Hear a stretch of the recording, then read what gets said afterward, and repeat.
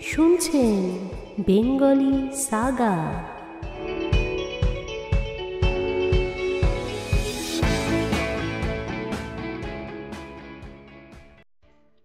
আপনারা শুনছেন Bengali Saga. আমি বিদিশা। আজকে শোনাব রবীন্দ্রনাথ ঠাকুর রচিত গোরা উপন্যাসের চতুর্দশ পর্ব।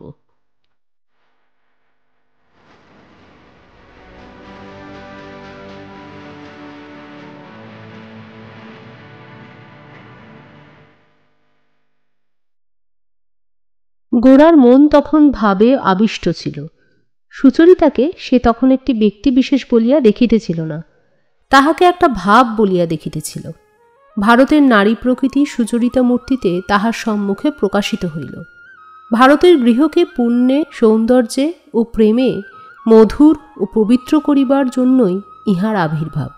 যে লক্ষ্মী ভারতের শিশুকে মানুষ করেন, রোগীকে সেবা করেন, তাপিকে সান্ত্বনা দেন, তুচ্ছকেও প্রেমের গৌরবে প্রতিষ্ঠা দান করেন, যিনি দুঃখে দুর্গতিতেও আমাদের দীনতমকেও ত্যাগ করেন নাই, অবজ্ঞা করেন নাই, যিনি আমাদের পূজারহা হইয়াও আমাদের অযোগ্যতমকেও এক মনে পূজা করিয়া আসিয়াছেন, যাহার নিপুণ সুন্দর হাত দুইখানি আমাদের কাজে উৎসর্গ করা এবং যাহার চিরসহিষ্ণু ক্ষমাপূর্ণ প্রেম অক্ষয় দানরূপে আমরা ঈশ্বরের কাছ হইতে লাভ করিয়াছি, সেই লক্ষ্মীরই একটি প্রকাশকে গোরা তাহার মাতার পার্শ্বে প্রত্যক্ষ আসীন দেখিয়া গভীর আনন্দে ভরিয়া উঠিল। তাহার মনে হইতে লাগিল, এই লক্ষ্মীর দিকে আমরা তাকাই না, ইহাকেই আমরা সকলের পেছনে ঠেলিয়া রাখিয়াছিলাম।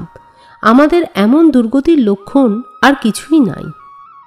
গোরার তখন মনে হইল, দেশ বলিতেই ইনি, সমস্ত ভারতের মর্মস্থানে প্রাণের নিকেতনে শতদল পদ্মের উপর ইনি বসিয়া আছেন। আমরাই ইহার সেবক। দেশের দুর্গতিতে ইহারই অবমাননা, সেই অবমাননায় উদাসীন আছি বলিয়াই আমাদের পৌরুষও আজ লজ্জিত। গোরা নিজের মনে নিজে আশ্চর্য হইয়া গেছে। যতদিন ভারতবর্ষের নারী তাহার অনুভব গোচর ছিল না, ততদিন ভারতবর্ষকে সে যে কিরূপ অসম্পূর্ণ করিয়া উপলব্ধি করিতেছিল, ইতিপূর্বে তাহা সে জানিতই না। গোরার কাছে নারী যখন অত্যন্ত ছায়াময় ছিল, তখন দেশ সম্বন্ধে তাহার যে কর্তব্যবোধ ছিল, তাহাতে কি একটা অভাব ছিল। যেন শক্তি ছিল কিন্তু প্রাণ ছিল না, যেন পেশি ছিল কিন্তু স্নায়ু ছিল না। গোরা এক মুহূর্তেই বুঝিতে পারিল যে নারীকে যতই আমরা দূর করিয়া ক্ষুদ্র করিয়া জানিয়াছি, আমাদের পৌরুষও ততই শীর্ণ হইয়া মরিয়াছে। তাই গোরা যখন সুচরিতাকে কহিল, আপনি এসেছেন, তখন সেটা কেবল একটা প্রচলিত শিষ্ঠা সম্ভাষণ রূপে তাহার মুখ হইতে বাহির হয় নাই। তাহার জীবনে একটি নতুন লব্ধ আনন্দ ও বিস্ময় এই অভিবাদনের মধ্যে পূর্ণ হইয়াছিল। কারাবাসের কিছু কিছু চিহ্ন গোরার শরীরে ছিল। পূর্বের চেয়ে সে অনেকটা রোগা হইয়া গেছে। জেলের অন্নে তাহার অশ্রদ্ধা ও অরুচি থাকাতে এই 1 মাসকাল সে প্রায় উপবাস করিয়াছিল। তাহার উজ্জ্বল শুভ্র বর্ণ পূর্বের চেয়ে কিছু ম্লান হইয়াছে। তাহার চুল অত্যন্ত ছোট করিয়া ছাঁটা হওয়াতে মুখের কৃশতা আরও বেশি করিয়া দেখা যাইতেছে। গোরার দেহের শীর্ণতাই সুচরিতার মনে বিশেষ করিয়া একটি বেদনাপূর্ণ সম্ভ্রম জাগাইয়া দিল।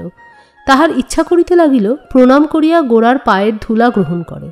যে উদ্দীপ্ত আগুনের ধোঁয়া এবং কাঠ আর দেখা যায় না, গোরা সেই বিশুদ্ধ অগ্নিশিখাটির মতন তাহার কাছে প্রকাশ পাইল। একটি করুণা মিশ্রিত ভক্তির আবেগে সুচরিতার বুকের ভেতরটা কাঁপিতে লাগিল। তাহার মুখ দিয়া কোনো কথা বাহির হইল না। আনন্দময়ী কহিলেন, আমার মেয়ে থাকলে যে কি খুশি হতো, এবার তা আমি বুঝতে পারছি গোরা। তুই যে কটা দিন ছিলি নে, সুচরিতা যে আমাকে কত সান্ত্বনা দিয়েছে, সে আর আমি কি বলবো। আমার সঙ্গে তো এদের পূর্বে পরিচয় ছিল না, কিন্তু দুঃখের সময় পৃথিবীর অনেক বড় জিনিস, অনেক ভালো জিনিসের সঙ্গে পরিচয় ঘটে। দুঃখের এই একটি গৌরব এবার বুঝেছি। দুঃখের সান্ত্বনা যে ঈশ্বর কোথায় কত জায়গায় রেখেছেন, তা সবসময় জানতে পারিনে বলেই আমরা কষ্ট পাই। মা, তুমি লজ্জা করছো, কিন্তু তুমি আমার দুঃসময়ে আমাকে কত সুখ দিয়েছ, সে কথা আমি তোমার সামনে না বলেই বা বাঁচি কি করে।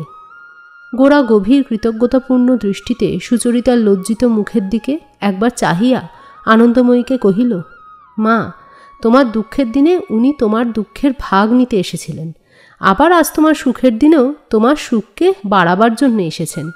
হৃদয় যাদের বড় তাদেরই এইরকম অকারণ সৌহৃদ্য। বিনয় সুচরিতার সংকোচ দেখিয়া কহিল, দিদি, চোর ধরা পড়ে গেলে চতুর্দিক থেকে শাস্তি পায়। আজ তুমি এদের সকলের কাছেই ধরা পড়ে গেছো, তাঁরই ফল ভোগ করছো। এখন পালাবে কোথায়? আমি তোমাকে অনেক দিন থেকেই চিনি, কিন্তু কারো কাছে কিছু ফাঁস করিনি, চুপ করে বসে আছি। মনে মনে জানি বেশি দিন কিছুই চাপা থাকে না। আনন্দময়ী হাসিয়া কহিলেন, তুমি চুপ করে আছো বই কি? তুমি চুপ করে থাকবা ছেলে কি না? যেদিন থেকে ও তোমাদের জেনেছে সেই দিন থেকেই তোমাদের গুণগান করে ওর আর আশ কিছুতেই মিটছে না। বিনয় কহিল, শুনে রাখো দিদি, আমি যে গুণগ্রাহী এবং আমি যে অকৃতজ্ঞ নই তার সাক্ষ্য প্রমাণ হাজির। সুচরিতা কহিল, ওতে কেবল আপনারই গুণের পরিচয় দিচ্ছেন। বিনয় কহিল, আমার গুণের পরিচয় কিন্তু আমার কাছে কিছু পাবেন না। পেতে চান তো মায়ের কাছে আসবেন, স্তম্ভিত হয়ে যাবেন। ওর মুখে যখন শুনি আমি নিজেই আশ্চর্য হয়ে যাই। মা যদি আমার জীবনচরিত লেখেন তাহলে আমি সকাল সকাল মরতে রাজি আছি। আনন্দময়ী কহিলেন, শুনেছ একবার ছেলের কথা? গোরা কহিল, বিনয়, তোমার বাপমা তোমার সার্থক নাম রেখেছিলেন। বিনয় কহিল, আমার কাছে বোধহয় তারা আর কোনো গুণ প্রত্যাশা করেননি বলেই বিনয় গুণটির জন্যেই দোহায় পড়ে গিয়েছেন, নইলে সংসারে হাস্যস্পদ হতে হতো। এমনি করিয়া প্রথম আলাপের সংকোচ কাটিয়া গেল। বিদায় লইবার সময় সুচরিতা বিনয়কে কহিল, আপনি একবার আমাদের ওদিকে যাবেন না? সুচরিতা বিনয়কে যাইতে বলিল, গোরাকে বলিতে পারিল না। গোরা তাহার ঠিক অর্থটি বুঝিল না। তাহার মনের মধ্যে একটা আঘাত বাজিল। বিনয় যে সহজেই সকলের মাঝখানে আপনার স্থান করিয়া লইতে পারে, আর গোরা তাহা পারে না, এই জন্য গোরা ইতিপূর্বে কোনোদিন কিছুমাত্র খেদ অনুভব করে নাই। আজ নিজের প্রকৃতির এই অভাবকে অভাব বলিয়া বুঝিল। ললিতার সঙ্গে তাহার বিবাহ প্রসঙ্গ আলোচনা করিবার জন্যই যে সুচরিতা বিনয়কে ডাকিয়া গেল, বিনয় তাহা বুঝিয়াছিল। এই প্রস্তাবটিকে সে শেষ করিয়া দিয়াছে বলিয়াই তো ব্যাপারটা শেষ হইয়া যায় নাই। তাহার যতক্ষণ আয়ু আছে ততক্ষণ কোনো পক্ষের নিষ্কৃতি থাকিতে পারে না। এতদিন বিনয়ের সকলের চেয়ে বড় ভাবনা ছিল গোরাকে আঘাত দিব কি করিয়া। গোরা বলিতে শুধু যে গোরা মানুষটি তাহা নহে, গোরা যে ভাব, যে বিশ্বাস, যে জীবনকে আশ্রয় করিয়া আছে সেটাও বটে। ইহারই সঙ্গে বরাবর নিজেকে মিলাইয়া চলাই বিনয়ের অভ্যাসের এবং আনন্দের বিষয় ছিল। ইহার সঙ্গে কোনো প্রকার বিরোধ যেন তাহার নিজেরই সঙ্গে বিরোধ। কিন্তু সেই আঘাতের প্রথম সংকোচটা কাটিয়া গেল ললিতার প্রসঙ্গ লইয়া গোরার সঙ্গে একটা স্পষ্ট কথা হইয়া যাওয়াতে বিনয় জোর পাইল। ফোড়া কাটাইবার পূর্বে রোগীর ভয় ও ভাবনার অবধি ছিল না, কিন্তু অস্ত্র যখন পড়িল তখন রোগী দেখিল বেদনা আছে বটে, কিন্তু আরামও আছে, এবং জিনিসটাকে কল্পনায় যত সাংঘাতিক বলিয়া মনে হইতেছিল ততটাও নহে। এতক্ষণ বিনয় নিজের মনের সঙ্গে তর্কও করিতে পারিতেছিল না, এখন তাহার তর্কের দ্বারও খুলিয়া গেল। এখন মনে মনে গোরার সঙ্গে তাহার উত্তর প্রত্যুত্তর চলিতে লাগিল। গোরার দিক হইতে যে সকল যুক্তি প্রয়োগ সম্ভব সেইগুলো মনের মধ্যে উত্থাপিত করিয়া তাহাদিগকে নানা দিক হইতে খণ্ডন করিতে লাগিল। যদি গোরার সঙ্গে মুখে মুখে সমস্ত তর্ক চলিতে পারিত, তাহা হইলে উত্তেজনা যেমন জাগিত তেমনই নিবৃত্ত হইয়াও যাইত। কিন্তু বিনয় দেখিল এ বিষয়ে গোরা শেষ পর্যন্ত তর্ক করিবে না। ইহাতেও বিনয়ের মনে একটা উত্তাপ জাগিল। সে ভাবিল, গোরা বুঝিবে না, বুঝাইবে না, কেবলই জোর করিবে। জোরের কাছে মাথা হেঁট করিতে পারিব না। বিনয় কহিল, যাহাই ঘটুক আমি সত্যের পক্ষে। এই বলিয়া সত্য বলিয়া একটা শব্দকে দুই হাতে সে বুকের মধ্যে আঁকড়াইয়া ধরিল। গোরার প্রতিকূলে একটি খুব প্রবল পক্ষকে দাঁড় করানো দরকার। এই জন্য সত্যই যে বিনয়ের চরম অবলম্বন, ইহাই সে বারবার করিয়া নিজের মনকে বলিতে লাগিল। এমনকি সত্যকেই সে যে আশ্রয় করিতে পারিয়াছে, ইহাই মনে করিয়া নিজের প্রতি তাহার ভারী একটা শ্রদ্ধা জন্মিল।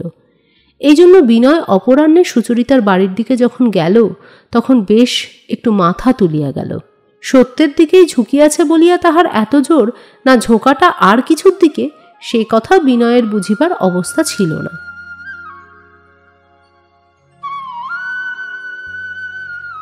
হরিমোহিনী তখন রন্ধনের উদ্যোগ করিতেছিলেন। বিনয় সেখানে রন্ধনশালার দ্বারে ব্রাহ্মণতনয়ের মধ্যাহ্নভোজনের দাবি মঞ্জুর করাইয়া উপরে চলিয়া গেল। সুচরিতা একটা সেলাইয়ের কাজ লইয়া সেই দিকে চোখ নামাইয়া অঙ্গুলি চালনা করিতে করিতে আলোচ্য কথাটা পারিল। কহিল, দেখুন বিনয়বাবু, ভিতরকার বাধা যেখানে নেই সেইখানে বাইরের প্রতিকূলতাকে কি মেনে চলতে হবে? গোরার সঙ্গে যখন তর্ক হইয়াছিল তখন বিনয় বিরুদ্ধ যুক্তি প্রয়োগ করিয়াছে, এবং সুচরিতার সঙ্গে যখন আলোচনা হইতে লাগিল তখন সে উল্টো পক্ষের যুক্তি প্রয়োগ করিল। তখন গোরার সঙ্গে তাহার যে কোনো মতবিরোধ আছে এমন কথা কে মনে করিতে পারিবে? বিনয় কহিল, দিদি, বাইরের বাধাকে তোমরাও তো খাটো করে দেখছো না। সুচরিতা কহিল, তার কারণ আছে বিনয়বাবু, আমাদের বাধাটা ঠিক বাইরের বাধা নয়। আমাদের সমাজ যে আমাদের ধর্মবিশ্বাসের ওপরে প্রতিষ্ঠিত, কিন্তু আপনি যে সমাজে আছেন সেখানে আপনার বন্ধন কেবলমাত্র সামাজিক বন্ধন। সেই জন্যে যদি ললিতাকে ব্রাহ্ম সমাজ পরিত্যাগ করে যেতে হয়, তার সেটাতে যত গুরুতর ক্ষতি, আপনার সমাজত্যাগে আপনার ততটা ক্ষতি নয়। ধর্ম মানুষের ব্যক্তিগত সাধনার জিনিস, তাহাকে কোনো সমাজের সঙ্গে জড়িত করা উচিত নহে। এই বলিয়া বিনয় তর্ক করিতে লাগিল। এমন সময় সতীশ একখানি চিঠি ও একটি ইংরাজি কাগজ লইয়া ঘরে প্রবেশ করিল। বিনয়কে দেখিয়া সে অত্যন্ত উত্তেজিত হইয়া উঠিল। শুক্রবারকে কোনো উপায়ে রবিবার করিয়া তুলিবার জন্য তাহার মন ব্যস্ত হইতে লাগিল। দেখিতে দেখিতে বিনয়ে এবং সতীশে মিলিয়া সভা জমিয়া গেল। এদিকে ললিতার চিঠি এবং তৎসহ প্রেরিত কাগজখানি সুচরিতা পড়িতে লাগিল। এই ব্রাহ্ম কাগজটিতে একটি খবর ছিল যে কোনো বিখ্যাত ব্রাহ্ম পরিবারে হিন্দু সমাজের সহিত বিবাহ সম্বন্ধ ঘটিবার যে আশঙ্কা হইয়াছিল তাহা হিন্দু যুবকের অসম্মতিবশত কাটিয়া গিয়াছে। এই উপলক্ষে উক্ত হিন্দু যুবকের নিষ্ঠার সহিত তুলনা করিয়া ব্রাহ্ম পরিবারের শোচনীয় দুর্বলতা সম্বন্ধে আক্ষেপ প্রকাশ করা হইয়াছে। সুচরিতা মনে মনে কহিল, যেমন করিয়া হোক বিনয়ের সহিত ললিতার বিবাহ ঘটাইতেই হইবে, কিন্তু সে তো এই যুবকের সঙ্গে তর্ক করিয়া হইবে না। ললিতাকে সুচরিতা তাহার বাড়িতে আসিবার জন্য চিঠি লিখিয়া দিল। তাহাতে বলিল না যে বিনয় এখানে আছে। কোনো পঞ্জিকাতেই কোনো গ্রহ নক্ষত্রের সমাবেশে শুক্রবারে রবিবার পড়িবার ব্যবস্থা না থাকায় সতীশকে স্কুলে যাইতে প্রস্তুত হইবার জন্য উঠিতে হইল। সুচরিতাও স্নান করিতে যাইতে হইবে বলিয়া কিছুক্ষণের জন্য অবকাশ প্রার্থনা করিয়া চলিয়া গেল। তর্কের উত্তেজনা যখন কাটিয়া গেল তখন সুচরিতার এই একলা ঘরটিতে বসিয়া বিনয়ের ভেতরকার যুবা পুরুষটি জাগিয়া উঠিল। বেলা তখন 9টা, 9:30। গলির ভেতরে জনকোলাহল নাই। সুচরিতার লিখিবার টেবিলের উপর একটা ছোট ঘড়ি টিকটিক করিয়া চলিতেছে। ঘরের একটি প্রভাব বিনয়কে আবিষ্ট করিয়া ধরিতে লাগিল। চারিদিকে ছোটখাটো গৃহসজ্জাগুলি বিনয়ের সঙ্গে যেন আলাপ জুড়িয়া দিল। টেবিলের উপরকার পরিপাট্য সেলাইয়ের কাজ করা চৌকির ঢাকাটি, চৌকির নিচে পাদস্থানের কাছে বিছানো একটা হরিণের চামড়া, দেওয়ালে ঝুলানো 2-4টি ছবি, পশ্চাতে লাল শালু দিয়া মোড়া বই সাজানো বইয়ের ছোট সেলফটি, সমস্তই বিনয়ের চিত্তের মধ্যে একটা সুগভীর সুর বাজাইয়া তুলিতে লাগিল। এই ঘরের ভিতরটিতে একটি কি সুন্দর রহস্য সঞ্চিত হইয়া আছে। এই ঘরে নির্জন মধ্যাহ্নে সখিতে সখিতে যে সকল মনের কথা আলোচনা হইয়া গেছে তাহাদের সলজ্জ সুন্দর সত্তা এখনও যেন ইতস্তত প্রচ্ছন্ন হইয়া আছে। কথা আলোচনা করিবার সময় কোনখানে কে বসিয়াছিল, কেমন করিয়া বসিয়াছিল, তাহা বিনয় কল্পনায় দেখিতে লাগিল। ওই যে সেদিন বিনয় পরেশবাবুর কাছে শুনিয়াছিল, আমি সুচরিতার কাছে শুনিয়াছি ললিতার মন তোমার প্রতি বিমুখ নহে। এই কথাটিকে সে নানাভাবে, নানা রূপে, নানা প্রকার ছবির মতো করিয়া দেখিতে পাইল। এই অনির্বচনীয় আবেগ বিনয়ের মনের মধ্যে অত্যন্ত করুণ উদাস রাগিনীর মতো বাজিতে লাগিল। যেসব জিনিসকে এমনতর নিবিড় গভীরভাবে মনের গোপনতার মধ্যে ভাষাহীন আভাসের মতন পাওয়া যায়, তাহাদিগকে কোনো মতে প্রত্যক্ষ করিয়া তুলিবার ক্ষমতা নাই বলিয়া, অর্থাৎ বিনয় কবি নয়, চিত্রকর নয় বলিয়া তাহার সমস্ত অন্তঃকরণ চঞ্চল হইয়া উঠিল। সে যেন কি একটা করিতে পারিলে বাঁচে, অথচ সেটা করিবার কোনো উপায় নাই, এমনই তাহার মনে হইতে লাগিল। যে একটা পর্দা তাহার সম্মুখে ঝুলিতেছে, তাহাকে নিরতিশয় দূর করিয়া রাখিয়াছে, সেই পর্দাটাকে কি এই মুহূর্তে উঠিয়া দাঁড়াইয়া জোর করিয়া ছিঁড়িয়া ফেলিবার শক্তি বিনয়ের নাই? হরিমোহিনী ঘরে প্রবেশ করিয়া জিজ্ঞাসা করিল, বিনয়, এখন কিছু জল খাইবে না? বিনয় কহিল, না। তখন হরিমোহিনী আসিয়া ঘরে বসিলেন। হরিমোহিনী যতদিন পরেশবাবুর বাড়িতে ছিলেন ততদিন বিনয়ের প্রতি তাহার খুব একটা আকর্ষণ ছিল, কিন্তু যখন হইতে সুচরিতাকে লইয়া তাহার স্বতন্ত্র ঘরকন্যা হইয়াছে তখন হইতে ইহাদের যাতায়াত তাহার কাছে অত্যন্ত অরুচিকর হইয়া উঠিয়াছিল। আজকাল আচারে বিচারে সুচরিতা যে সম্পূর্ণ তাহাকে মানিয়া চলে না, এই সকল লোকের সঙ্গদোষকেই তিনি তাহার কারণ বলিয়া ঠিক করিয়াছিলেন। যদিও তিনি জানিতেন বিনয় ব্রাহ্মণ নহে, তবু বিনয়ের মনের মধ্যে যে কোনো হিন্দু সংস্কারের দৃঢ়তা নাই তাহা তিনি স্পষ্ট অনুভব করিতেন। তাই এখন তিনি পূর্বের ন্যায় উৎসাহের সহিত এই ব্রাহ্মণ তনয়কে ডাকিয়া লইয়া ঠাকুরের প্রসাদের অপব্যয় করিতেন না। আজ প্রসঙ্গক্রমে হরিমোহিনী বিনয়কে জিজ্ঞাসা করিলেন, আচ্ছা বাবা, তুমি তো ব্রাহ্মণের ছেলে, কিন্তু সন্ধ্যা অর্চনা কিছুই করো না? বিনয় কহিল, মাসি, দিনরাত্রি পড়া মুখস্থ করে করে গায়ত্রী সন্ধ্যা সমস্তই ভুলে গেছি। হরিমোহিনী কহিলেন, পরেশবাবুও তো লেখাপড়া শিখেছেন, উনি তো নিজের ধর্ম মেনে সকাল সন্ধ্যায় একটা কিছু করেন। বিনয় কহিল, মাসি, উনি যা করেন তা কেবলমাত্র মন্ত্র মুখস্থ করে করা যায় না। ওর মতো যদি কখনো হই তবে ওর মতো চলব। হরিমোহিনী কিছু তীব্র স্বরে কহিলেন, ততদিন না হয় বাপ পিতামহর মতোই চলো না। না এদিক না ওদিক কি ভালো?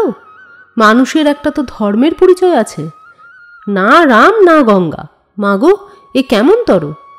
এমন সময় ললিতা ঘরে প্রবেশ করিয়ায় বিনয়কে দেখিয়া চমকিয়া উঠিল। হরিমোহিনীকে জিজ্ঞাসা করিল, দিদি কোথায়? হরিমোহিনী কহিলেন, রাধারানী নাইতে গেছে। ললিতা অনাবশ্যক জবাবদিহি স্বরূপ কহিল, দিদি আমাকে ডেকে পাঠিয়েছিল। হরিমোহিনী কহিলেন, ততক্ষণ বসো না, এখনই এলো বলে।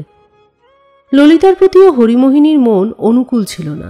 হরিমোহিনী এখন সুচরিতাকে তাহার পূর্বের সমস্ত পরিবেষ্টন হইতে ছাড়াইয়া লইয়া সম্পূর্ণ নিজের আয়ত্ত করিতে চান। পরেশবাবুর অন্য মেয়েরা এখানে তেমন ঘন ঘন আসে না, একমাত্র ললিতাই যখন তখন আসিয়া সুচরিতাকে লইয়া আলাপ আলোচনা করিয়া থাকে। সেটা হরিমোহিনীর ভালো লাগে না। প্রায় তিনি উভয়ের আলাপে ভঙ্গ দিয়া সুচরিতাকে কোনো একটা কাজে ডাকিয়া লইয়া যাইবার চেষ্টা করেন, অথবা আজকাল পূর্বের মতো সুচরিতার পড়াশোনা অব্যাঘাতে চলিতেছে না বলিয়া আক্ষেপ প্রকাশ করেন। অথচ সুচরিতা যখন পড়াশোনায় মন দেয় তখন অধিক পড়াশোনা যে মেয়েদের পক্ষে অনাবশ্যক এবং অনিষ্টকর সে কথাও বলিতে ছাড়েন না। আসল কথা, তিনি যেমন করিয়া সুচরিতাকে অত্যন্ত ঘিরিয়া লইতে চান, কিছুতেই তাহা পারিতেছেন না বলিয়া কখনো বা সুচরিতার সঙ্গীদের প্রতি, কখনো বা তাহার শিক্ষার প্রতি কেবলই দোষারোপ করিতেছেন। ললিতা ও বিনয়কে লইয়া বসিয়া থাকা হরিমোহিনীর পক্ষে সুখকর তাহা নহে, তথাপি তাহাদের উভয়ের প্রতি রাগ করিয়াই তিনি বসিয়া রহিলেন। তিনি বুঝিয়াছিলেন যে বিনয় ও ললিতার মাঝখানে একটা রহস্যময় সম্বন্ধ ছিল। তাই তিনি মনে মনে কহিলেন, তোমাদের সমাজে যেমন বিধি থাক, আমার এই বাড়িতে এই সমস্ত নির্লজ্জ মেলামেশা, এইসব খ্রিস্টানি কাণ্ড ঘটিতে দিব না। এদিকে ললিতার মনেও একটা বিরোধের ভাব কণ্টকিত হইয়া উঠিয়াছিল। কাল সুচরিতার সঙ্গে আনন্দময়ীর বাড়িতে যাইতে সেও সংকল্প করিয়াছিল, কিন্তু কিছুতেই যাইতে পারিল না। গোরার প্রতি ললিতার প্রচুর শ্রদ্ধা আছে, কিন্তু বিরুদ্ধতাও অত্যন্ত তীব্র। গোরা যে সর্বপ্রকারেই তাহার প্রতিকূল, এ কথা সে কিছুতেই মন হইতে তাড়াইতে পারে না। এমনকি যেদিন গোরা কারামুক্ত হইয়াছে সেই দিন হইতে বিনয়ের প্রতিও তাহার মনোভাবের একটা পরিবর্তন ঘটিয়াছে। কয়েকদিন পূর্বেও বিনয়ের প্রতি তাহার যে একটা জোর দখল আছে, এ কথা সে খুব স্পর্ধা করিয়াই মনে করিয়াছিল। কিন্তু গোরার প্রভাবকে বিনয় কোনো মতেই কাটাইয়া উঠিতে পারিবে না, ইহা কল্পনা মাত্র করিয়াই সে বিনয়ের বিরুদ্ধে কোমর বাঁধিয়া দাঁড়াইল। ললিতাকে ঘরে প্রবেশ করিতে দেখিবা মাত্র বিনয়ের মনের মধ্যে একটা আন্দোলন প্রবল হইয়া উঠিল। ললিতা সম্বন্ধে বিনয় কোনো মতেই সহজ ভাব রক্ষা করিতে পারে না। যখন হইতে তাহাদের দুইজনের বিবাহ সম্ভাবনার জনশ্রুতি সমাজে রটিয়া গেছে, তখন হইতে ললিতাকে দেখিবা মাত্র বিনয়ের মন বৈদ্যুৎচঞ্চল চুম্বকশলার মতো স্পন্দিত হইতে থাকে। ঘরে বিনয়কে বসিয়া থাকিতে দেখিয়া সুচরিতার প্রতি ললিতার রাগ হইল। সে বুঝিল, অনিচ্ছুক বিনয়ের মনকে অনুকূল করিবার জন্যই সুচরিতা তাহাকে লইয়া উঠিয়া পড়িয়া লাগিয়াছে, এবং এই বাঁকাকে সোজা করিবার জন্যই ললিতাকে আজ ডাক পাড়িয়াছে। সে হরিমোহিনীর দিকে চাহিয়া কহিল, দিদিকে বলো, এখন আমি থাকতে পারছি না। আর এক সময় আমি আসব। এই বলিয়া বিনয়ের প্রতি কটাক্ষপাত মাত্র না করিয়া দ্রুত বেগে সে চলিয়া গেল। তখন বিনয়ের কাছে হরিমোহিনীর আর বসিয়া থাকা অনাবশ্যক হওয়াতে তিনিও গৃহকার্য উপলক্ষে উঠিয়া গেলেন। ললিতার এই চাপা আগুনের মতো মুখের ভাব বিনয়ের কাছে অপরিচিত ছিল না, কিন্তু অনেকদিন এমন চেহারা সে দেখে নাই। সেই যে একসময় বিনয়ের সম্বন্ধে ললিতা তাহার অগ্নিবাণ উদ্যত করিয়াই ছিল, সেই দুর্দিন একেবারে কাটিয়া গিয়াছে বলিয়াই বিনয় নিশ্চিন্ত হইয়াছিল। আজ দেখিল সেই পুরাতন বাণ অস্ত্রশালা হইতে আবার বাহির হইয়াছে। তাহাতে একটুও মরিচার চিহ্ন পড়ে নাই। রাগ সহ্য করা যায়, কিন্তু ঘৃণা সহ্য করা বিনয়ের মতো লোকের পক্ষে বড় কঠিন। ললিতা একদিন তাহাকে গোরাগ্রহের উপগ্রহ মাত্র মনে করিয়া তাহার প্রতি কিরূপ তীব্র অবজ্ঞা অনুভব করিয়াছিল, তাহা বিনয়ের মনে পড়িল। আজও বিনয়ের দ্বিধায় বিনয় ললিতার কাছে যে কাপুরুষ বলিয়া প্রতীয়মান হইতেছে, এই কল্পনায় তাহাকে অস্থির করিয়া তুলিল। তাহার কর্তব্যবুদ্ধির সংকোচকে ললিতা ভীরুতা বলিয়া মনে করিবে, অথচ এ সম্বন্ধে নিজের হইয়া দুটো কথা বলিবারও সুযোগ তাহার ঘটিবে না। ইহা বিনয়ের কাছে অসহ্য বোধ হইল। বিনয়কে তর্ক করিবার অধিকার হইতে বঞ্চিত করিলে বিনয়ের পক্ষে গুরুতর শাস্তি হয়, কারণ বিনয় জানে সে তর্ক করিতে পারে, কথা গুছাইয়া বলিতে এবং কোনো একটা পক্ষ সমর্থন করিতে তাহার অসামান্য ক্ষমতা। কিন্তু ললিতা যখন তাহার সঙ্গে লড়াই করিয়াছে, তখন তাহাকে কোনোদিন যুক্তি প্রয়োগ করিবার অবকাশ দেয় নাই। আজও সে অবকাশ তাহার ঘটিবে না। সেই খবরের কাগজখানা পড়িয়াছিল। বিনয় চঞ্চলতার আক্ষেপে সেটা টানিয়া লইয়া হঠাৎ দেখিল এক জায়গায় পেন্সিলের দাগ দিয়া চিহ্নিত। পড়িল এবং বুঝিল এই আলোচনা এবং নীতি উপদেশ তাহাদের দুজনকেই উপলক্ষ করিয়া।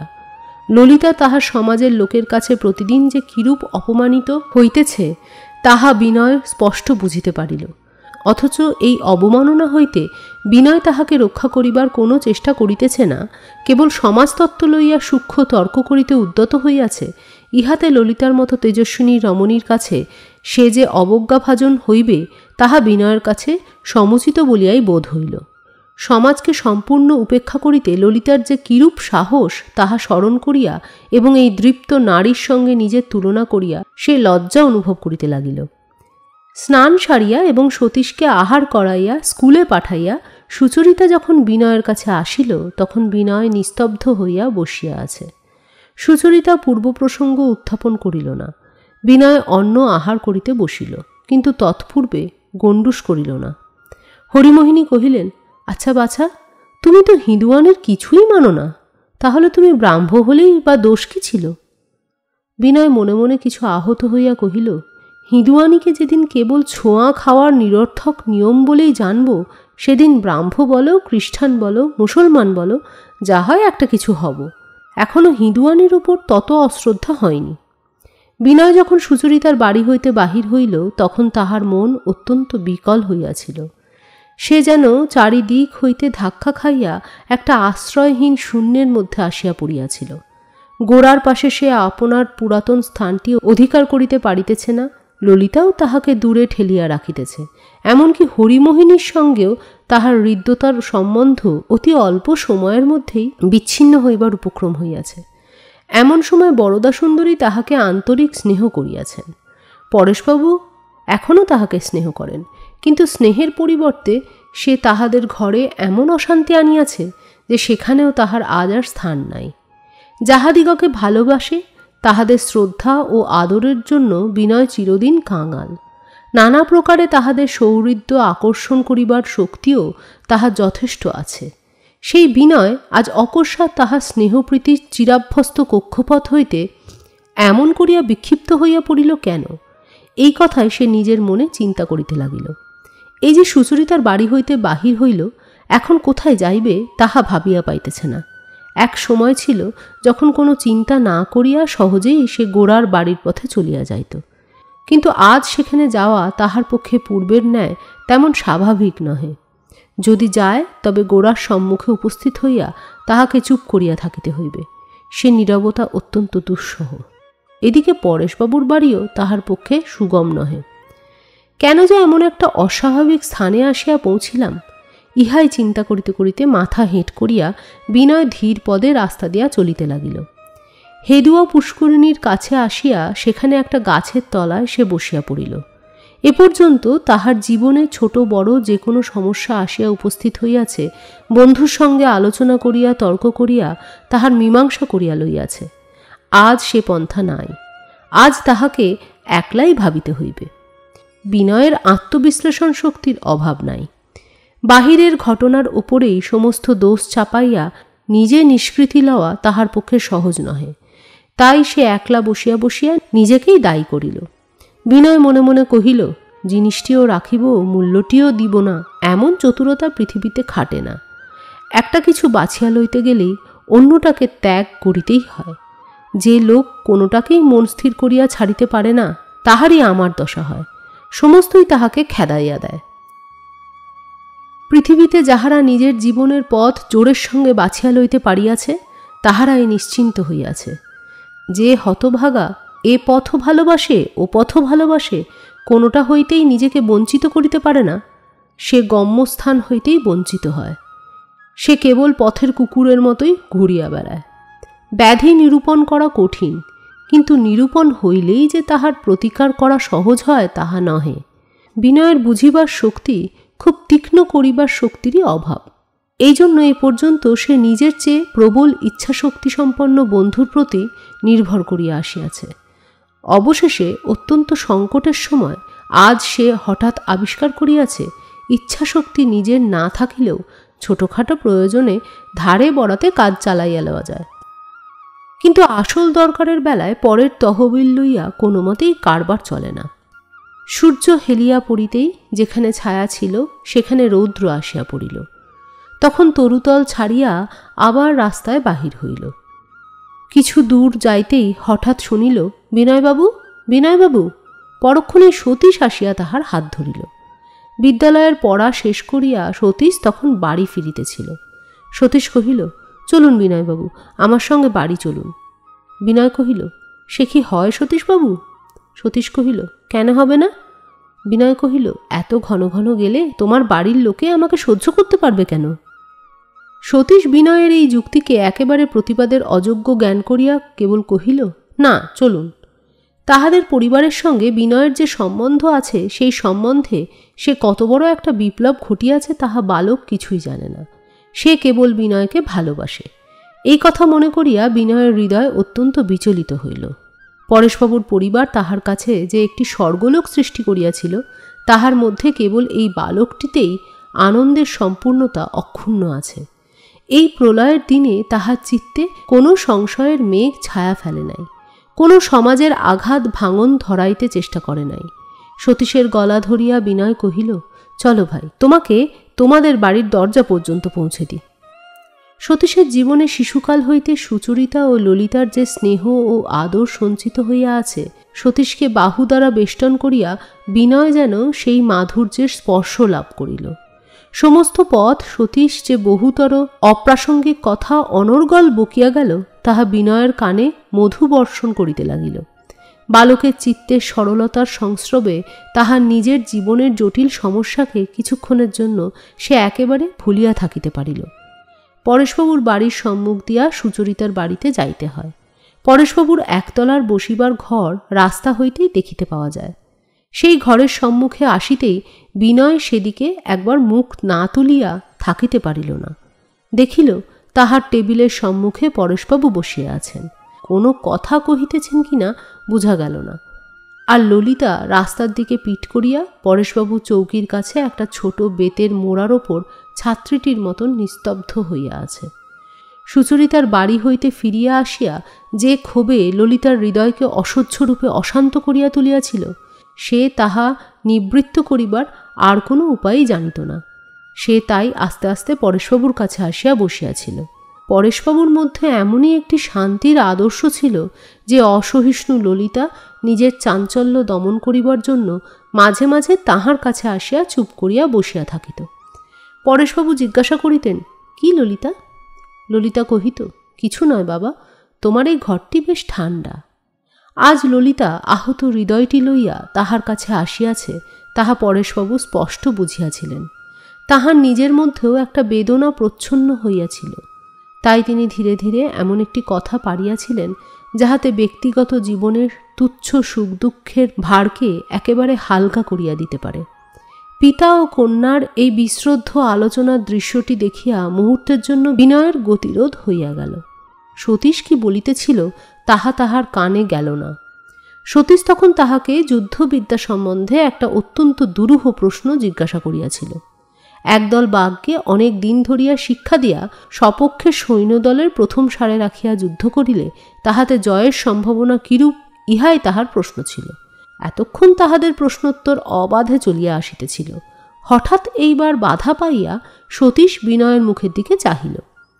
তাহার পরে বিনয়ের দৃষ্টি লক্ষ্য করিয়া পরেশবাবুর ঘরের দিকে চাহিয়াই সে উচ্চৈস্বরে বলিয়া উঠিল, ললিতা দিদি, ললিতা দিদি, এই দেখো, আমি বিনয়বাবুকে রাস্তা থেকে ধরে এনেছি। বিনয় লজ্জায় ঘামিয়া উঠিল। ঘরের মধ্যে এক মুহূর্তে ললিতা চৌকি ছাড়িয়া উঠিয়া দাঁড়াইল। পরেশবাবু রাস্তার দিকে মুখ ফিরাইয়া দেখিলেন সব শুদ্ধ একটা কাণ্ড হইয়া গেল। তখন বিনয় সতীশকে বিদায় করিয়া পরেশবাবুর বাড়িতে উঠিল। তাহার ঘরে প্রবেশ করিয়া দেখিল ললিতা চলিয়া গেছে। তাহাকে সকলেই শান্তিভঙ্গকারী দস্যুর মতো দেখিতেছে। এই মনে করিয়া সে সংকুচিত হইয়া চৌকিতে বসিল। শারীরিক স্বাস্থ্য ইত্যাদি সম্বন্ধে সাধারণ শিষ্ঠালাভ শেষ হইতেই বিনয় একেবারেই আরম্ভ করিল, আমি যখন হিন্দু সমাজের আচার বিচারকে শ্রদ্ধার সঙ্গে মানি নে এবং প্রতিদিনই তা লঙ্ঘন করে থাকি, তখন ব্রাহ্ম সমাজের আশ্রয় গ্রহণ করাই আমার কর্তব্য বলে মনে করছি। আপনার কাছ থেকে এই দীক্ষা গ্রহণ করি, এই আমার বাসনা। এই বাসনা, এই সংকল্প আর 15 মিনিট পূর্বেও বিনয়ের মনে স্পষ্ট আকারে ছিল না। পরেশবাবু ক্ষণকাল স্তব্ধ থাকিয়া কহিলেন, ভালো করে সকল কথা চিন্তা করে দেখেছ তো? বিনয় কহিল, এর মধ্যে আর তো কিছু চিন্তা করবার নেই, কেবল ন্যায় অন্যায়টাই ভেবে দেখবার বিষয়। সেটা খুব সাদা কথা। আমরা যে শিক্ষা পেয়েছি তাতে কেবল আচার বিচারকেই অলঙ্ঘনীয় ধর্ম বলে আমি কোনো মতেই অকপট চিত্তে মানতে পারি নে। সেই জন্যেই আমার ব্যবহারে পদে পদে নানা অসঙ্গতি প্রকাশ পায়। যারা শ্রদ্ধার সঙ্গে হিন্দুয়ানির আশ্রয় করে আছে তাদের সঙ্গে জড়িত থেকে আমি তাদের কেবলই আঘাতই দিই। এটা যে আমার পক্ষে নিতান্ত অন্যায় হচ্ছে তাতে আমার মনে কোনো সন্দেহ নেই। এমন স্থলে আর কোনো কথা চিন্তা না করে এই অন্যায় পরিহার করবার জন্যই আমাকে প্রস্তুত হতে হবে, নইলে নিজের প্রতি সম্মান রাখতে পারবো না। পরেশবাবুকে বুঝাইবার জন্য এত কথার প্রয়োজন ছিল না, কিন্তু এসব কথা নিজেকেই জোর দিবার জন্য। সে যে একটা ন্যায় অন্যায়ের যুদ্ধের মধ্যে পড়িয়া গেছে এবং এই যুদ্ধে সমস্ত পরিত্যাগ করিয়া ন্যায়ের পক্ষেই তাহাকে জয়ী হইতে হইবে, এই কথা বলিয়া তাহার বক্ষ প্রসারিত হইয়া উঠিল। মনুষ্যত্বের মর্যাদা তো রাখিতে হইবে। পরেশবাবু জিজ্ঞাসা করিলেন, ধর্মবিশ্বাস সম্বন্ধে ব্রাহ্ম সমাজের সঙ্গে তোমার মতের ঐক্য আছে তো? বিনয় একটুক্ষণ চুপ করিয়া থাকিয়া কহিল, আপনাকে সত্য কথা বলি, আগে মনে করতুম আমার বুঝে একটা কিছু ধর্মবিশ্বাস আছে, তা নিয়ে অনেক লোকের সঙ্গে অনেক ঝগড়াও করেছি, কিন্তু আজ আমি নিশ্চয়ই জেনেছি ধর্মবিশ্বাস আমার জীবনের মধ্যে পরিণতি লাভ করেনি। এটুকু যে বুঝেছি সে আপনাকে দেখে। ধর্মে আমার জীবনের কোনো সত্য প্রয়োজন ঘটেনি এবং তার প্রতি আমার সত্য বিশ্বাস জন্মেনি বলেই আমি কল্পনা ও যুক্তিকৌশল দিয়ে এতদিন আমাদের সমাজের প্রচলিত ধর্মকে নানা প্রকার সূক্ষ্ম ব্যাখ্যা দ্বারা কেবলমাত্র তর্ক নৈপুণ্যে পরিণত করেছি। কোন ধর্ম যে সত্য তা ভাববার আমার কোনো দরকারই হয় না। যে ধর্মকে সত্য বলে আমার জিত হয় আমি তাকেই সত্য বলে প্রমাণ করে বেরিয়েছি। যতই প্রমাণ করা শক্ত হয়েছে ততই প্রমাণ করে অহংকার বোধ করেছি। কোনোদিন আমার মনে ধর্মবিশ্বাস সম্পূর্ণ সত্য ও স্বাভাবিক হয়ে উঠবে কিনা তা আজও আমি বলতে পারি না, কিন্তু অনুকূল অবস্থা এবং দৃষ্টান্তের মধ্যে পড়লে সেদিকে আমার অগ্রসর হবার সম্ভাবনা আছে, এ কথা নিশ্চিত। অন্তত যে জিনিস ভেতরে ভেতরে আমার বুদ্ধিকে পীড়িত করে চিরদিন তারই জয় পতাকা বহন করে বেড়াবার হীনতা থেকে উদ্ধার পাব। পরেশবাবুর সঙ্গে কথা কহিতে কহিতেই বিনয় নিজের বর্তমান অবস্থার অনুকূল যুক্তিগুলিকে আকার দান করিয়া তুলিতে লাগিল। এমনই উৎসাহের সঙ্গে করিতে লাগিল যেন অনেক দিনের তর্ক বিতর্কের পরে সে এই স্থির সিদ্ধান্তে আসিয়া দৃঢ় প্রতিষ্ঠা লাভ করিয়াছে। তবু পরেশবাবু তাহাকে আরও কিছুদিনের সময় লইবার জন্য পীড়াপিড়ি করিলেন। তাহাতে বিনয় ভাবিল তাহার দৃঢ়তার ওপর পরেশবাবুর বুঝি সংশয় আছে, সুতরাং তাহার জেদ ততই বাড়িয়া উঠিতে লাগিল। তাহার মন যে একটি নিঃসন্দিগ্ধ ক্ষেত্রে আসিয়া দাঁড়াইয়াছে কিছুতেই তাহার আর কিছুমাত্র হেলিবার টলিবার সম্ভাবনা নাই, ইহাই বারবার করিয়া জানাইল। উভয় পক্ষ হইতেই ললিতার সঙ্গে বিবাহের কোনো প্রসঙ্গই উঠিল না। এমন সময় গৃহকর্ম উপলক্ষে বরদা সুন্দরী সেখানে প্রবেশ করিলেন। যেন বিনয় ঘরে নাই এমনই ভাবে কাজ সারিয়া তিনি চলিয়া যাইবার উপক্রম করিলেন। বিনয় মনে করিয়াছিল পরেশবাবু এখনই বরদা সুন্দরীকে ডাকিয়া বিনয়ের নতুন খবরটি তাহাকে জানাইবেন, কিন্তু পরেশবাবু কিছুই বলিলেন না। বস্তুত এখনও বলিবার সময় হইয়াছে বলিয়া তিনি মনেই করেন নাই। এ কথাটি সকলের কাছে গোপন রাখিতে তিনি ইচ্ছুক ছিলেন, কিন্তু বরদা সুন্দরী বিনয়ের প্রতি যখন সুস্পষ্ট অবজ্ঞা ও ক্রোধ প্রকাশ করিয়া চলিয়া যাইতে উদ্যত হইলেন, তখন বিনয় আর থাকিতে পারিল না। সে গমনোন্মুখ বরদা সুন্দরীর পায়ের কাছে মাথা নত করিয়া প্রণাম করিল এবং কহিল, আমি ব্রাহ্ম সমাজে দীক্ষা নেবার প্রস্তাব নিয়ে আজ আপনাদের কাছে এসেছি। আমি অযোগ্য, কিন্তু আপনারা আমাকে যোগ্য করে নেবেন এই আমার ভরসা। শুনিয়া বিস্মিত বরদা সুন্দরী ফিরিয়া দাঁড়াইলেন এবং ধীরে ধীরে ঘরে আসিয়া প্রবেশ করিয়া বসিলেন। তিনি জিজ্ঞাসু দৃষ্টিতে পরেশবাবুর মুখের দিকে চাহিলেন। পরেশ কহিলেন, বিনয় দীক্ষা গ্রহণ করবার জন্য অনুরোধ করছেন। শুনিয়া বরদা সুন্দরীর মনে একটা জয়লাভের গর্ব উপস্থিত হইল বটে, কিন্তু সম্পূর্ণ আনন্দ হইল না কেন? তাহার ভিতরে ভিতরে ভারী একটা ইচ্ছা হইয়াছিল, এবার যেন পরেশবাবুর রীতিমতো একটা শিক্ষা হয়। তাহার স্বামীকে প্রচুর অনুতাপ করিতে হইবে, এই ভবিষ্যৎবাণী তিনি খুব জোরের সঙ্গে বারবার ঘোষণা করিয়াছিলেন। সেই জন্য সামাজিক আন্দোলনে পরেশবাবু যথেষ্ট বিচলিত হইতেছিলেন না দেখিয়া বরদা সুন্দরী মনে মনে অত্যন্ত অসহিষ্ণু হইয়া উঠিতেছিলেন। হেনকাল সমস্ত সংকটের এমন সুচারুরূপে মীমাংসা হইয়া যাইবে, ইহা বরদা সুন্দরীর কাছে বিরুদ্ধ প্রীতিকর হয় নাই। তিনি মুখ গম্ভীর করিয়া কহিলেন, এই দীক্ষার প্রস্তাবটা আর কিছুদিন আগে যদি হতো, তাহলে আমাদের এত অপমান এত দুঃখ পেতে হতো না। পরেশবাবু কহিলেন, আমাদের দুঃখ কষ্ট অপমানের তো কোনো কথা হচ্ছে না, বিনয় দীক্ষা নিতে চাচ্ছেন। বরদা সুন্দরী বলিয়া উঠিলেন, শুধু দীক্ষা? বিনয় কহিলেন, অন্তর্যামী জানেন আপনাদের দুঃখ কষ্ট সমস্তই আমার। পরেশ কহিলেন, দেখো বিনয়, তুমি ধর্মে দীক্ষা নিতে চাচ্ছ, সেটাকে একটা অবান্তর বিষয় করো না। আমি তোমাকে পূর্বেও একদিন বলেছি, আমরা একটা কোনো সামাজিক সংকটে পড়েছি কল্পনা করে তুমি কোনো গুরুতর ব্যাপারে প্রবৃত্ত হও না। বরদা সুন্দরী কহিলেন, সে তো ঠিক কথা, কিন্তু তাও বলি, আমাদের সকলকে জালে জড়িয়ে ফেলে চুপ করে বসে থাকাও ওর কর্তব্য নয়। পরেশবাবু কহিলেন, চুপ করে না থেকে চঞ্চল হয়ে উঠলে জালে আরও বেশি করে গ্রন্থি পড়ে। কিছু একটা করাকেই যে কর্তব্য বলে তা নয়, অনেক সময় কিছু না করাই হচ্ছে সকলের চেয়ে বড় কর্তব্য। বরদা সুন্দরী কহিলেন, তা হবে, আমি মূর্খ মানুষ, সব কথা ভালো বুঝতে পারিনি। এখন কি স্থির হলো সেই কথাটা জেনে যেতে চাই, আমার অনেক কাজ আছে। বিনয় কহিল, পরশু রবিবারেই আমি দীক্ষা গ্রহণ করব। আমার ইচ্ছা যদি পরেশবাবু কহিলেন, যে দীক্ষার কোনো ফল আমার পরিবার আশা করতে পারে, সে দীক্ষা আমার দ্বারা হতে পারবে না। ব্রাহ্ম সমাজে তোমাকে আবেদন করতে হবে। বিনয়ের মন তৎক্ষণাৎ সংকুচিত হইয়া গেল। ব্রাহ্ম সমাজে দস্তুর মতো দীক্ষার জন্য আবেদন করার মতন মনের অবস্থা তো তাহার নহে। বিশেষত ললিতাকে লইয়া যে ব্রাহ্ম সমাজে তাহার সম্বন্ধে এত আলোচনা হইয়া গেছে, কোন লজ্জায় কি ভাষায় সে চিঠি লিখিবে? সে চিঠি যখন ব্রাহ্ম পত্রিকায় প্রকাশিত হইবে, তখন সে কেমন করিয়া মাথা তুলিবে? সে চিঠি গোড়া পড়িবে, আনন্দময়ী পড়িবেন। সে চিঠির সঙ্গে আর তো কোনো ইতিহাস থাকবে না। তাহাতে কেবল এই কথাটুকুই প্রকাশ পাইবে যে ব্রাহ্মধর্মে দীক্ষা গ্রহণ করিবার জন্য বিনয়ের চিত্ত অকস্মাৎ পিপাসু হইয়া উঠিয়াছে। কথাটা তো এতখানি সত্য নহে। তাহাকে আরও কিছুর সঙ্গে জড়িত করিয়া না দেখিলে তাহার তো লজ্জা রক্ষার আবরণটুকু থাকে না। বিনয়কে চুপ করিয়া থাকিতে দেখিয়া বরদা সুন্দরী ভয় পাইলেন। তিনি কহিলেন, উনি ব্রাহ্ম সমাজের তো কাউকে চেনেন না, আমরাই সব বন্দোবস্ত করে দেব। আমি আজ এখনই পানুবাবুকে ডেকে পাঠাচ্ছি, আর তো সময় নেই, পরশু যে রবিবার। এমন সময় দেখা গেল সুধীর ঘরের সামনে দিয়া উপরের তলায় যাইতেছে। বরদা সুন্দরী তাহাকে ডাকিয়া কহিলেন, সুধীর, বিনয় পরশু আমাদের সমাজে দীক্ষা নেবেন। সুধীর অত্যন্ত খুশি হইয়া উঠিলেন। সুধীর মনে মনে বিনয়ের একজন বিশেষ ভক্ত ছিল। বিনয়কে ব্রাহ্ম সমাজে পাওয়া যাইবে শুনিয়া তাহার ভারী উৎসাহ হইল। বিনয় যেরকম চমৎকার ইংরাজি লিখিতে পারে, তাহার যেরকম বিদ্যাবুদ্ধি তাহাতে ব্রাহ্ম সমাজে যোগ না দেওয়াই তাহার পক্ষে অত্যন্ত অসঙ্গত বলিয়া সুধীরের বোধ হইত। বিনয়ের মতন লোক যে কোনো মতেই ব্রাহ্ম সমাজের বাহিরে থাকিতে পারে না, ইহারই প্রমাণ পাইয়া তাহার বক্ষ স্ফীত হইয়া উঠিল। সে কহিল, কিন্তু পরশু রবিবারের মধ্যে কি হয়ে উঠবে? অনেকেই খবর জানতে পারবে না। সুধীরের ইচ্ছা বিনয়ের এই দীক্ষাকে একটা দৃষ্টান্তের মতন সর্বসাধারণের সম্মুখে ঘোষণা করা হয়। বরদাসুন্দরী কহিলেন, না না, এই রবিবারেই হয়ে যাবে। সুধীর, তুমি দৌড়ে যাও, পানুবাবুকে শীঘ্র ডেকে আনো।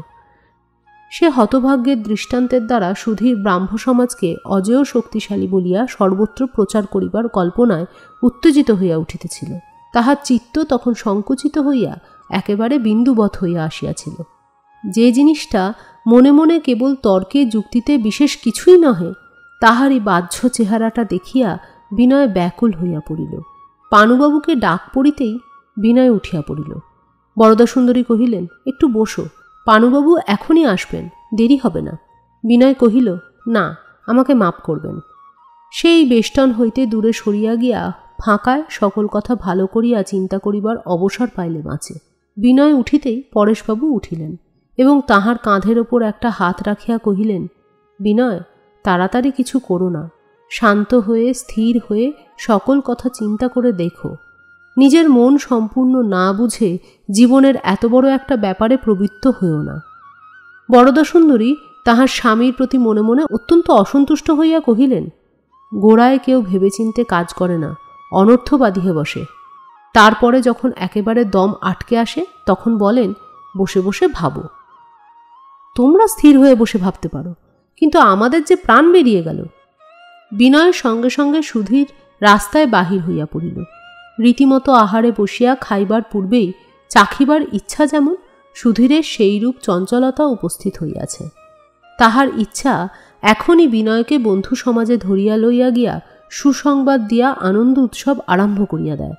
কিন্তু সুধীরের এই আনন্দ উচ্ছ্বাসের অভিঘাতে বিনয়ের মন আরও দমিয়া যাইতে লাগিল। সুধীর যখন প্রস্তাব করিল, বিনয়বাবু আসুন না, আমরা দুজনে মিলেই পানুবাবুর কাছে যাই, তখন সে কথায় কর্ণপাত না করিয়া জোর করিয়া তাহার হাত ছাড়াইয়া বিনয় চলিয়া গেল। কিছু দূরে যাইতেই দেখিল অবিনাশ তাহার দলের দুইজন লোকের সঙ্গে হনহন করিয়া কোথায় চলিয়াছে। বিনয়কে দেখিয়াই অবিনাশ কহিল, এই যে বিনয়বাবু, বেশ হয়েছে, চলুন আমাদের সঙ্গে। বিনয় জিজ্ঞাসা করিল, কোথায় যাচ্ছ?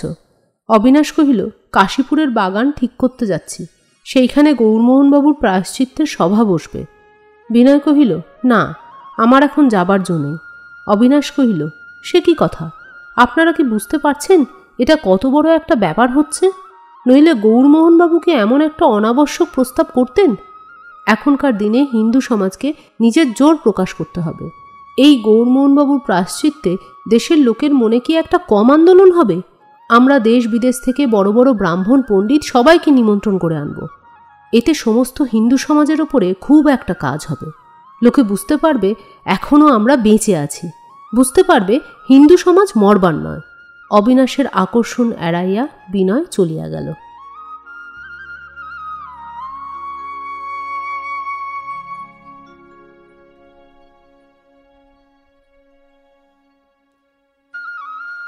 আজকের নিবেদন এখানেই শেষ করছি।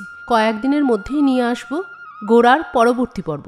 ততদিন সুস্থ থাকুন, সঙ্গে থাকুন, শুনতে থাকুন বেঙ্গলি সাগা। আজ আসি, টাটা।